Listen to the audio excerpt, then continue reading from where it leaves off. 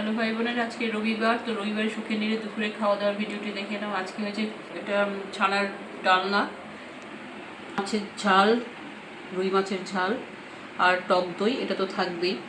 ঠিক আছে, তো এটা কালকে দুধ কেটে গেছিলো, কফি খাই যে দুধ, সেই দুধ কেটে গেছে, ছানা অটোমেটিক ছানা হয়ে গেছে। তারপর আবার আজকে একটা ভালো দুধ নিয়ে তাই ছানা ইয়ে করে ছানা কাটিয়ে ছানার ডালনাটা করলাম। গরমকালে এসব খাওয়া ঠিক না, তবু করলাম, কি করব, এখন তো আমি ওষুধের উপর আছি।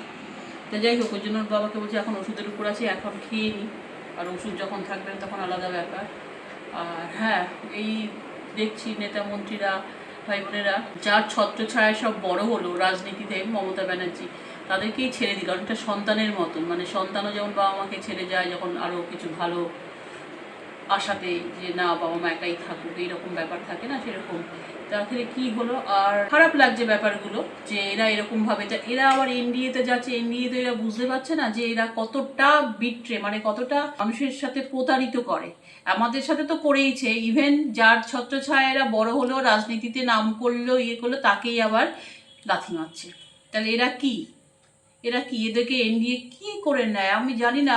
এক জায়গায় আজকে দেখলাম যে দিলীপবাবু বলেছে যে অন্নপূর্ণা ভাণ্ডারে 3,000 টাকা ফুর্তি করার জন্য দেওয়া হবে না। অ্যাকচুয়ালি তো এই 3,000 টাকাটা মানুষ যারা ঘরের বউ তারা টুকটাক নিজেদের হাত খরচে নানা রকম শখ আহ্লাদই মেটাবে, ঠিক আছে।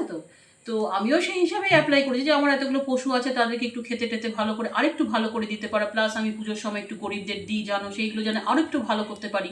তো পাওয়া তো দূরস্থ, এখন তো দূরবীন দিয়ে দেখতে হবে কোথায় ডুবুরি নামাতে হবে। তো যাই হোক, তো উনি বলেছেন যে ফুর্তি করা এসব চলবে না। ফুর্তি কি করবে? 3,000 টাকায় কতটা ফুর্তি হতে পারে মাসে? তা ওনাকে কি বলবো, ওনাদের আমরা সিলেক্ট করে পাঠিয়েছি, ওনারা ফুর্তি করার মানে পারে, কারণ ওরা বিধায়ক। উনি সেদিন দেখছি হাতিতে চড়ছেন, ওনার বউ উনি মিলে কোথায় হাতি চড়ছে ডুয়ার্সে। আজকে আবার দেখলাম কোথায় গেছে, দার্জিলিংয়ে টয় ট্রেন চলছে ওনার বউ। এই বয়সে বিয়ে করাটাই তো একটা হাস্যকর। অ্যাকচুয়ালি কি যারা মানে অন্ধভক্ত, যেমন ধান্দায় আছে যে বিজেপি থেকে খাবে, তারা কিন্তু কখনোই সমালোচনা করবে না, কিন্তু যেটা ভুল ভুল।